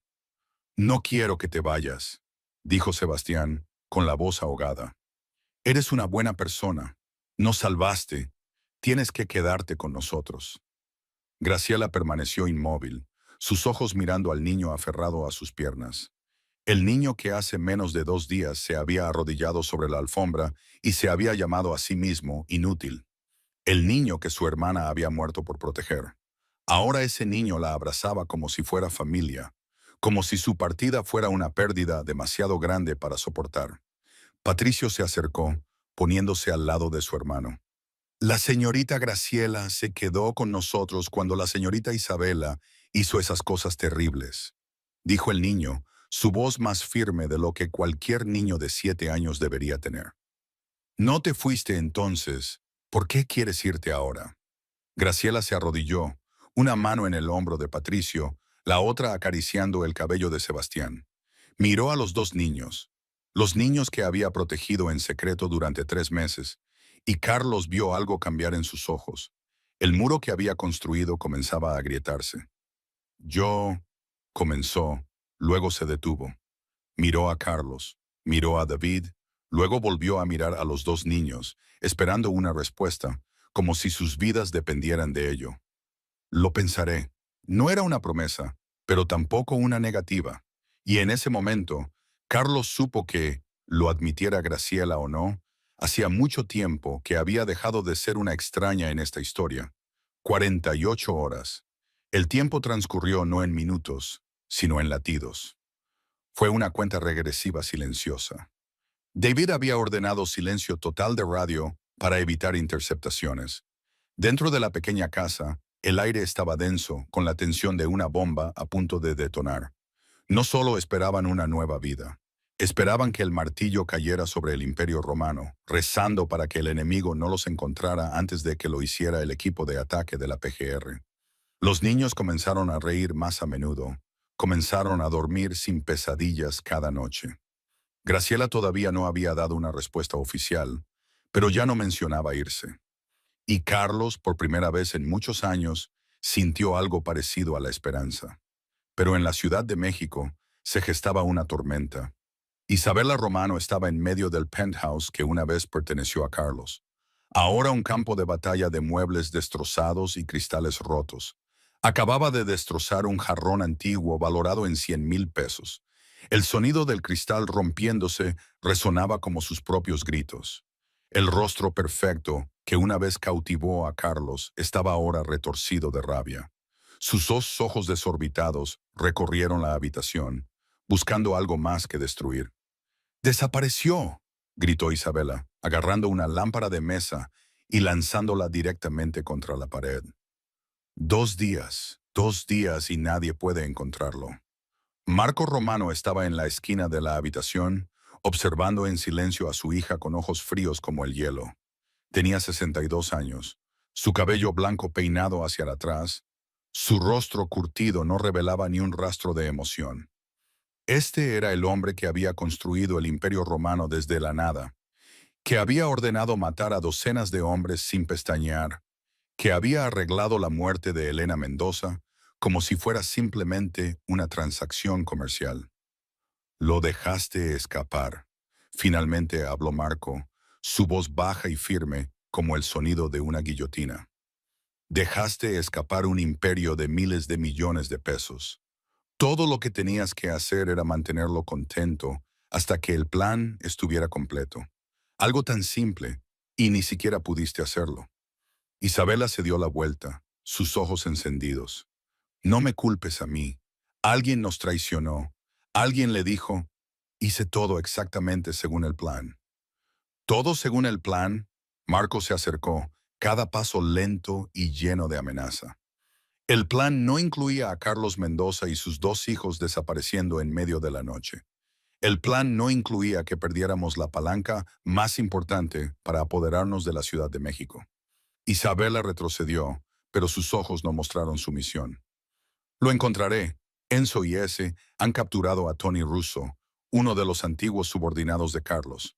Él conoce algunos lugares donde Carlos podría estar escondido. Una sonrisa cruel se extendió por sus labios. Y después de que terminen con Tony, tendré respuestas. Marco miró a su hija durante un largo momento, luego asintió. Encuéntralo, y esta vez no lo dejes escapar. Lo encontraré, replicó Isabela, su voz volviéndose fría y concentrada. Y lo mataré. Mataré a sus dos mocosos también. A nadie se le permite humillar a Isabela Romano y vivir para contarlo. En el sótano de un almacén abandonado en el sur de la Ciudad de México, Tony Russo gritaba. Enzo y ese habían estado trabajando en él durante las últimas 12 horas, y finalmente, entre sangre y lágrimas, había recordado un detalle. Morelia. Una vez había oído a Carlos mencionar una casa segura en Morelia, preparada para emergencias. No sabía la dirección exacta, pero recordaba la zona, los suburbios occidentales, cerca de un pequeño parque. Eso era todo lo que Isabela necesitaba. En la casa segura, Graciela estaba junto a la ventana como lo hacía cada hora, sus ojos escaneando la calle tranquila afuera. Era un hábito que 3 meses de trabajo como espía le habían metido hasta los huesos, y ese mismo hábito le salvó la vida. Lo notó inmediatamente. Un coche aparcado al final de la calle, motor aún en marcha, una figura moviéndose entre los arbustos al otro lado. Una furgoneta de reparación de fontanería aparcada demasiado tiempo en la intersección, aunque no había obras en la zona. Graciela se dio la vuelta, su rostro pálido. «No se encontraron», le dijo a Carlos, con voz extrañamente tranquila. «Al menos 3 puntos de vigilancia. Están esperando algo, posiblemente refuerzos. Tenemos unas pocas horas como máximo». Carlos no preguntó cómo estaba segura. Confiaba en Graciela. Inmediatamente llamó a David. «Nos encontraron. Necesitamos movernos ahora». David maldijo al otro lado de la línea. «Tendré gente allí en 30 minutos. Prepárate». 30 minutos. Carlos miró el reloj. 30 minutos podían ser una eternidad. Comenzaron a empacar rápidamente. Graciela despertó a los niños, los vistió, les dijo que guardaran silencio. Patricio entendió de inmediato, sus ojos una vez más maduros más allá de sus años. Sebastián se aferró a la mano de su hermano sin hacer preguntas. Pasaron 15 minutos. Luego 20. Carlos estaba detrás de la cortina, observando la calle afuera. Todo siguió en silencio. Quizás llegarían a tiempo. Quizás David llegaría antes de que los romanos atacaran. Entonces, las luces de los faros brillaron directamente hacia la casa. 3 todoterrenos negros giraron hacia la calle, sus motores rugiendo en la noche. Se detuvieron frente a la casa en formación táctica, bloqueando todas las rutas de escape. Las puertas se abrieron y figuras salieron con armas en la mano. Y bajando del primer vehículo estaba Isabela Romano. Llevaba un vestido negro, su cabello recogido, con el aspecto de quien iba a una fiesta en lugar de a matar. Pero el arma en su mano no era decorativa, y sus ojos, al mirar hacia la casa, ardían con la locura de alguien que había cruzado el último límite de la cordura. «Carlos», la voz de Isabela resonó en la noche, dulce y llena de veneno. «Sal, amor, tenemos algo que discutir». La puerta principal se abrió de golpe con un estruendo atronador. Isabela irrumpió como una tempestad. El arma en su mano apuntaba directamente a Graciela y a los niños que estaban en la esquina de la sala de estar. Detrás de ella, 2 asesinos de Romano irrumpieron, armas listas, con los ojos recorriendo la habitación en busca de amenazas. Isabela parecía un ángel de la muerte con su ajustado vestido negro. Sus ojos ardían con una locura que Carlos nunca había visto en todo el tiempo que estuvieron juntos. «¡No se muevan!», gritó Isabela, con su pistola apuntando a Graciela. «Cualquiera que se mueva. Disparo». Graciela se interpuso entre los niños como un escudo de carne y hueso, sus manos empujando a Patricio y Sebastián detrás de ella, cubriéndolos con su cuerpo. Patricio abrazó con fuerza a su hermano, sus ojos muy abiertos de terror, pero sin que cayera una sola lágrima. Sebastián hundió el rostro en el pecho de su hermano, sus pequeños sollozos ahogados por la tela de su camisa. Carlos salió de la puerta de la cocina, ambas manos levantadas, completamente desarmado. Había dejado la bereta en la habitación secreta de la Ciudad de México y ahora se enfrentaba a su prometida desquiciada con nada más que sus propias manos. Caminó lentamente, interponiéndose entre Isabela y aquellos a quienes quería proteger. Isabela, dijo, su voz sorprendentemente tranquila, dadas las circunstancias. Esto es entre tú y yo. Déjalos ir, no tienen nada que ver con lo que hay entre nosotros. Isabel rió, pero no era la risa que Carlos había oído en fiestas elegantes o en las noches que yacían juntos. Era una risa rota, la risa de alguien al borde de la locura y que ya no le importaba en qué dirección caería. ¿Entre tú y yo?, repitió, su voz rebosante de amargo sarcasmo. No, Carlos, esto no es entre tú y yo. Esto es entre tú y mi familia. Entre tú y todo lo que nos has quitado. Entre tú y todos los años que mi padre pasó construyendo este plan. No les quité nada a los romanos, replicó Carlos, su voz aún firme. Solo viví mi vida. Construí mi imperio. Nunca ataqué a tu familia. Isabela dio otro paso adelante. La pistola temblaba en su mano, pero aún apuntaba a Carlos. Te llevaste mi futuro, gritó, su voz rompiéndose como cristales. Nací para convertirme en la reina de la ciudad. Ese era mi destino. Esa era la razón de mi existencia. ¿Y tú? Rió amargamente. Era solo una herramienta. Un títere que mi padre pretendía usar para apoderarse de todo. Pero ni siquiera pudiste desempeñar ese papel correctamente. Ni siquiera supiste amarme de la manera correcta. ¿Amarte?, preguntó Carlos sin rastro de vacilación. ¿Sabes siquiera lo que es el amor, Isabela? ¿O solo sabes lo que es poseer? Isabela le apuntó directamente a la cara con la pistola. No me sermonees sobre el amor. Amas a una mujer que está muerta. Amas a dos niños para los que nunca tuviste tiempo. ¿Ese es tu amor? Graciela habló desde detrás de Carlos, su voz extrañamente tranquila en esta situación. Isabela, la PGR está en camino. David Salazar, el agente federal a cargo de este caso, dio la alarma 10 minutos antes de que llegaras. Estarán aquí en unos minutos. Hizo una pausa dejando que cada palabra calara. Puedes matarnos, pero no escaparás. Esta vez no. Isabela giró la pistola hacia Graciela, sus ojos ardiendo de odio. ¿Crees que me importa? ¿Crees que le tengo miedo a la PGR? ¿Crees que le tengo miedo a la muerte? Rió, su risa maníaca resonando por la pequeña habitación. No le tengo miedo a nada, ya no tengo nada que perder. Carlos dio otro paso hacia Isabela lentamente, sin amenazarla. No tienes miedo a morir, dijo, su voz bajando. Lo sé, lo veo en tus ojos. Pero hay algo a lo que sí le tienes miedo, Isabela. Algo que te ha perseguido desde que eras niña. Isabela retrocedió, el arma aún apuntando a Carlos, pero ya no tan firme como antes. No sabes nada de mí, dijo. Sé que le temes al fracaso, continuó Carlos, cada palabra como un escalpelo que le cortaba el alma. Miedo a no ser lo suficientemente buena. Miedo a que tu padre te mire como si fueras inútil. La forma en que te miró en el penthouse esta noche. ¿Me equivoco? Cuando te culpó por dejarme escapar. Isabella tembló. El arma en su mano tembló con ella. Hiciste todo lo que te pidió, dijo Carlos, su voz suavizándose levemente. Fingiste amarme. Atormentaste a mis hijos para convertirlos en criaturas controlables.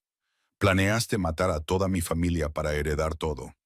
Todo eso solo para que tu padre te mirara con orgullo una vez en tu vida. Hizo una pausa mirando directamente a los ojos maníacos de Isabela. Pero nunca estuvo orgulloso de ti, ¿verdad? Nunca. No importa lo que hicieras, porque para Marco Romano era solo una herramienta. De la misma manera que me llamaste herramienta, has estado aterrorizada toda tu vida de ser el títere de tu padre y morir sin haber sido vista como una persona de verdad. Las lágrimas comenzaron a rodar por las mejillas de Isabela, mezclándose con su maquillaje perfecto, dejando largas rayas negras. El arma en su mano bajó ligeramente. Luego volvió a subir, como si estuviera luchando contra sí misma. «Cállate», susurró con la voz rota. «Cállate. No entiendes nada». Pero Carlos sabía que había tocado la herida, y también sabía que en los próximos segundos Todo podría cambiar en cualquier dirección. Isabela rió amargamente. El sonido brotó de su garganta como un sollozo ahogado. ¿Crees que me entiendes? ¿Crees que unas cuantas observaciones psicológicas baratas son suficientes para verme a través de mí? Negó con la cabeza. Las lágrimas aún corrían, pero una sonrisa torcida aún en sus labios. No entiendes nada, Carlos. No entiendes ni el 1% de lo que he pasado. Carlos se quedó inmóvil, sin retroceder ni avanzar. Entonces déjame entender, dijo, su voz más suave que antes. Si estoy a punto de morir por tu mano, al menos déjame entender por qué. Isabela lo miró durante mucho tiempo, sus ojos enrojecidos por el llanto, pero aún ardiendo con algo que Carlos no podía descifrar. Luego bajó el arma ligeramente, no en señal de rendición, no de soltar, sino con el agotamiento de alguien que había cargado con demasiados secretos durante demasiado tiempo. Elena, dijo, el nombre se le escapó como un suspiro. Carlos se congeló. El nombre de su esposa resonó en la habitación como una campanada de muerte. Supo con el instinto de alguien que había vivido en la oscuridad durante demasiado tiempo, que lo que Isabela estaba a punto de decir cambiaría todo. Tu esposa, continuó Isabela, su voz adquiriendo una extraña calma. Elena Mendoza, la mujer que amabas más que a nada en este mundo, la mujer a la que mirabas con ojos que nunca me diste. No hables de ella, dijo Carlos, su voz tensa como un cable. Necesitas escuchar esto. Isabela respiró hondo, como si se preparara para un salto al abismo. La muerte de Elena no fue un accidente automovilístico, Carlos. Nunca fue un accidente. El mundo se detuvo. Carlos sintió como si alguien le hubiera succionado todo el aire de los pulmones. ¿Qué dijiste? Mi padre lo arregló todo, dijo Isabela. Cada palabra clara y lenta, como si leyera una sentencia de muerte. Los frenos estaban cortados. Una curva peligrosa, mal tiempo, todo calculado perfectamente. Un trágico accidente que nadie sospecharía. Una pobre viuda dejando atrás 2 pequeños hijos y un esposo destrozado. Carlos retrocedió. Sus piernas parecían perder fuerza. Elena, su esposa, la mujer que amaba, no un accidente, asesinada, asesinada por la familia Romano, mientras él lloraba junto a su ataúd y no sabía nada. ¿Por qué? Preguntó, su voz ahora solo un susurro de dolor. ¿Por qué lo hizo? Isabela lo miró y en sus ojos Carlos vio algo parecido a la lástima. Porque ella quería que salieras de esta vida, porque era la única barrera que impedía que mi padre absorbiera tu imperio. Elena quería que vendieras todo, te mudaras a Chiapas, llevaras una vida normal. Casi te convence. Isabela rió amargamente. Mi padre no podía permitir eso. Eras demasiado valioso, tu imperio demasiado rico. Así que eliminó el obstáculo. Carlos sintió que se le revolvía el estómago. Elena había muerto porque lo amaba, porque quería salvarlo de la oscuridad y él no había logrado protegerla. Y yo, continuó Isabela con voz ahogada, fui diseñada para reemplazarla. De principio a fin, solo fui una pieza de ajedrez en el juego de mi padre. Una recompensa para ti a cambio de tu obediencia. Una hermosa marioneta para mantenerte feliz mientras mi padre se tragaba lentamente todo lo que construiste. ¿Lo sabías desde el principio? Preguntó Carlos. Su voz temblaba por el esfuerzo de contener la rabia que ardía dentro. Isabela negó con la cabeza, y por primera vez, Carlos la vio llorar de verdad. No lágrimas calculadas destinadas a manipular, ni una actuación para conseguir algo. Eran las lágrimas de un alma destrozada que fluían sin control.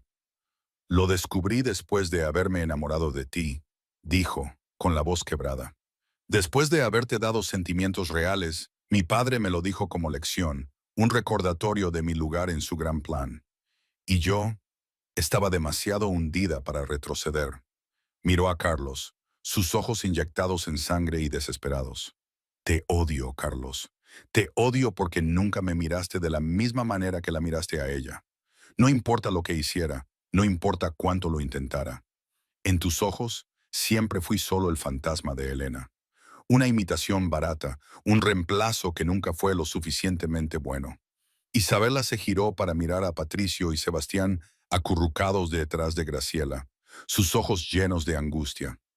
Odio a tus hijos. Los odio porque son la prueba viviente del amor que le diste a otra persona. Cada vez que los miraba, veía a Elena. Veía todo lo que nunca podría tener. Veía todo lo que me quitaron antes de que tuviera la oportunidad de luchar por ello. Bajó la pistola por completo, el brazo colgando inerte a su lado como si toda la fuerza se hubiera agotado. Y más que nada, me odio a mí misma. Odio haberme convertido en un monstruo. Odio haber herido a niños inocentes. Odio haber permitido que mi padre me convirtiera en una herramienta de asesinato. Odio eso.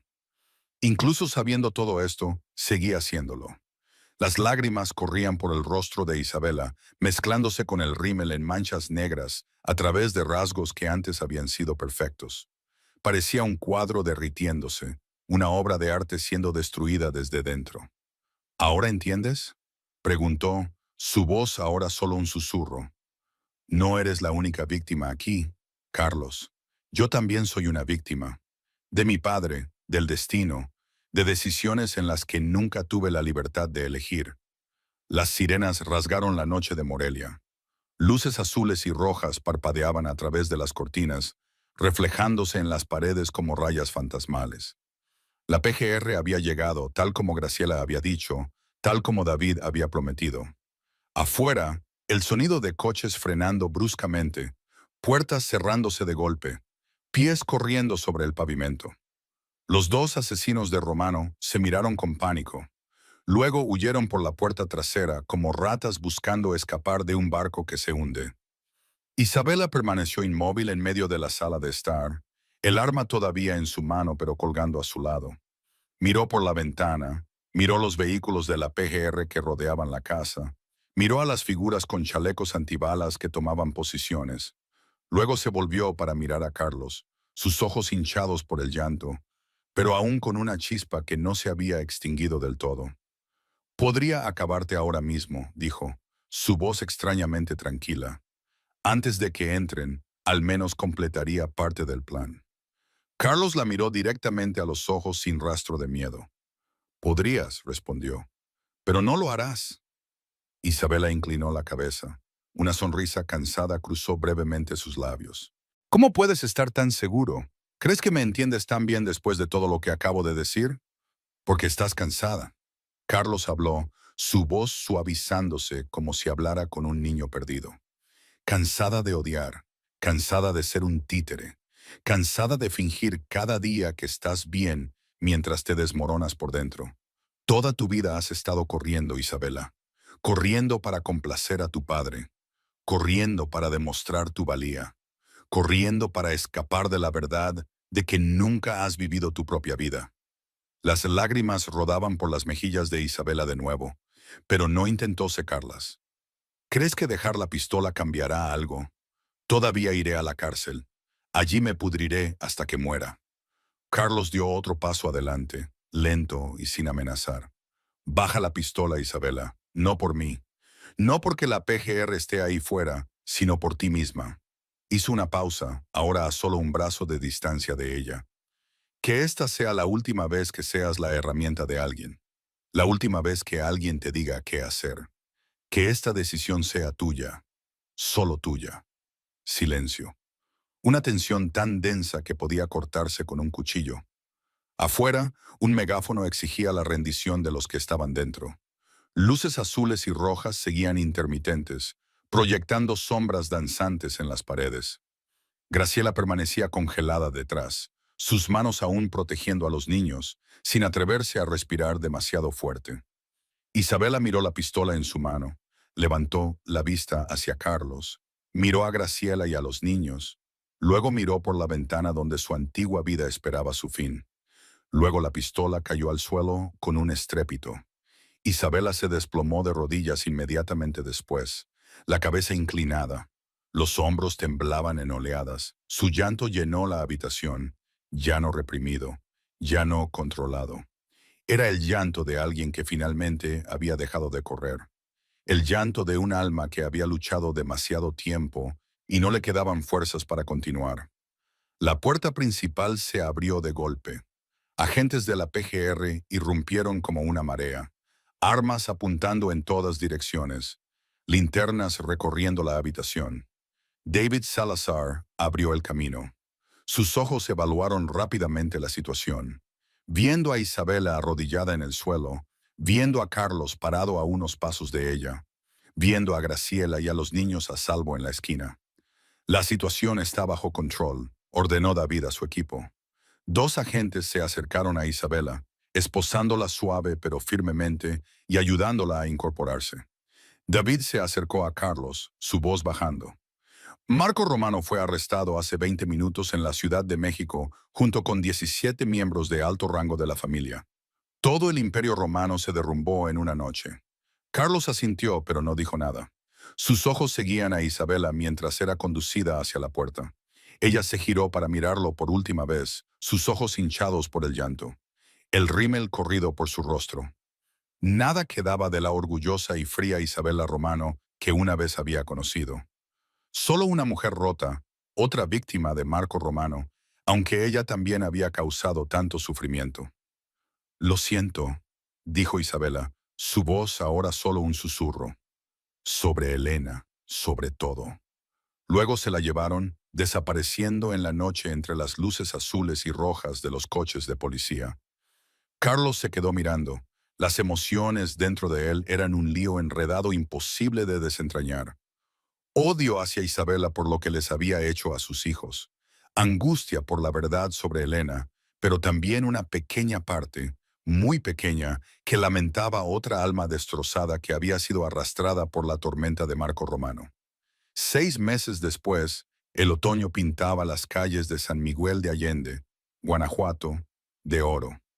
Hojas de arce caían sobre las aceras, y el viento traía el primer frío de la estación a través de las hileras de árboles que cambiaban sus colores. En la calle Cedro 524, una modesta casa de 2 pisos con una valla blanca y un pequeño jardín de flores al frente, la vida transcurría con tanta normalidad que resultaba casi aburrida. Y eso era exactamente lo que más deseaban los que vivían en esa casa. Jaime Morales estaba frente al aula de 10º grado en la preparatoria de San Miguel, sosteniendo una gastada copia de 100 años de soledad en su mano, sus ojos fijos en los rostros atentos de sus alumnos. Llevaba una camisa azul cielo cuidadosamente metida dentro de sus pantalones y gafas de montura negra, proporcionadas por el programa de protección de testigos como parte de su nueva identidad. Nadie que mirara a este amable hombre de mediana edad podría imaginar que una vez había sido Carlos el Lobo Mendoza, el célebre jefe mafioso de la Ciudad de México. García Márquez entendió que todos somos botes contra la corriente. Les dijo Jaime a sus alumnos, su voz calmada y reflexiva, impulsados interminablemente hacia el pasado. No importa cuánto lo intentemos, el pasado siempre está ahí, tirando de nosotros hacia atrás. Hizo una pausa, mirando hacia la ventana donde las hojas doradas revoloteaban con el viento. Y en ese momento ya no era un profesor de literatura, sino un hombre que vivía con las sombras de su vida anterior. Pero eso no significa que dejemos de remar. Seguimos avanzando incluso cuando la corriente se resiste, porque el esfuerzo, la lucha diaria por ser mejores, eso es lo que nos hace humanos. Sonó la campana de la clase. Los estudiantes recogieron sus libros y mochilas. Algunos se quedaron para preguntar sobre las tareas. Jaime respondió a cada pregunta con una paciencia que Carlos Mendoza nunca había poseído. Cuando el aula estuvo vacía, permaneció sentado solo durante unos minutos, mirando los pupitres vacíos y preguntándose si esta era la vida que Elena había soñado una vez para él. Condujo su viejo Toyota Camry a casa por las tranquilas calles de San Miguel, donde los vecinos se saludaban y los niños andaban en bicicleta por las aceras, tan diferente de la Ciudad de México con sus callejones oscuros y ojos vigilantes. Aquí, la gente no necesitaba mirar por encima del hombro al caminar. Aquí, las risas de los niños no se ahogaban con el sonido de las sirenas y los disparos lejanos. Cuando Jaime abrió la puerta y entró, el olor a comida invadió el aire. Emilia Morales estaba sentada a la mesa de la cocina, con el cabello recogido en un moño desordenado, las gafas de lectura deslizándose por la nariz mientras calificaba una pila de exámenes de primaria. Levantó la vista al oír la puerta y sonrió de forma natural. Una de mis alumnas escribió en su ensayo que su madre puede volar porque es una bruja, dijo Emilia, con una mezcla de fastidio y diversión. No sé qué nota ponerle a eso. Jaime rió y se inclinó para besarle la frente. Ponle una nota alta por la creatividad. En la sala de estar, Ricardo estaba sentado en la alfombra haciendo su tarea de matemáticas, su rostro serio de la misma manera que Jaime miraba cada vez que se enfrentaba a un problema difícil. El niño tenía 8 años ahora, más alto y delgado de lo que había sido 6 meses antes, pero sus ojos ya no mostraban esa mirada aterradoramente vieja. Cuando Emilia pasó y le hizo una broma suave sobre una respuesta incorrecta, Ricardo rió, el sonido claro resonando en la habitación como campanillas de viento. Eduardo estaba sentado junto a su hermano, no haciendo la tarea, sino dibujando con su nueva caja de crayones. Jaime se acercó y miró por encima del hombro de su hijo el dibujo que estaba haciendo. 4 personas de pie frente a una casa tomadas de la mano, todas sonriendo alegremente bajo un sol dorado. Un padre, una madre, un hermano y Eduardo. Una familia. ¿Quiénes son, amiguito?, preguntó Jaime, aunque ya sabía la respuesta. Somos nosotros, respondió Eduardo orgulloso, levantando el dibujo. La familia Morales. Hice el sol muy grande porque nuestra casa siempre tiene sol. Esa noche, cenaron juntos alrededor de la mesa de roble de la cocina. Espagueti con salsa de tomate que Emilia había cocinado. No perfecto como las comidas preparadas por un chef privado en la Ciudad de México, pero mejor que cualquier cena en ese frío penthouse. Hablaron de la escuela, de las tareas, del nuevo profesor de educación física de Eduardo, del nuevo amigo de Ricardo en el equipo de fútbol. Conversaciones ordinarias hasta el punto de ser aburridas, ordinarias de una manera que se sentía milagrosa. Después de la cena, Jaime les leyó a los niños antes de acostarse. Harry Potter, volumen 3, capítulo 12. Ricardo había oído la historia muchas veces, pero aún le encantaba escuchar a su padre leer. Eduardo se acurrucó a su lado, sus ojos pesados de sueño, pero aún luchando por mantenerse despierto hasta que terminara el capítulo. Pero las cicatrices seguían ahí. No desaparecieron simplemente por una nueva dirección y un nuevo nombre. Ricardo aún tenía pesadillas de vez en cuando. En las noches en que gritaba dormido, llamando el nombre de su hermano, rogando a alguien que parara, Jaime corría a la habitación, abrazaba a su hijo y le susurraba que todo había terminado, que ya estaba a salvo hasta que el niño volvía a dormirse. Eduardo aún se sobresaltaba con los gritos fuertes. Una puerta al cerrarse de golpe, el ladrido repentino de un perro, podían congelarlo de terror durante unos segundos antes de recordar que ya no estaba en Ciudad de México. Emilia seguía verificando las cerraduras de las puertas 3 veces cada noche. Aún miraba por encima del hombro al caminar por la calle. Aún llevaba un pequeño cuchillo en su bolso, aunque San Miguel de Allende era una de las ciudades más seguras de México. Y Jaime todavía se despertaba empapado en sudor frío a las 3 de la mañana. Todavía oía a Elena llamándolo en sus sueños.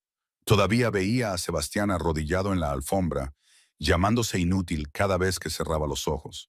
Pero estaban sanando lentamente, día a día. Cada desayuno juntos era una pequeña victoria. Cada risa de los niños era un paso adelante. Cada noche que dormían seguros en su pequeña casa de Cedar Lane era un recordatorio de que el pasado no tenía por qué definir el futuro. La noche de otoño cayó sobre la calle Cedro en perfecta quietud. Las últimas hojas doradas de la estación cayeron suavemente sobre las aceras y las luces de las casas circundantes se apagaron gradualmente mientras el vecindario se sumía en el sueño. Jaime y Emilia estaban sentados en el porche, 2 tazas de té caliente en sus manos, hombros tocándose en el frío de principios de estación. Los niños dormían profundamente adentro, el sueño tranquilo de niños que finalmente estaban a salvo. Emilia miró la calle vacía, su voz rompió suavemente el silencio.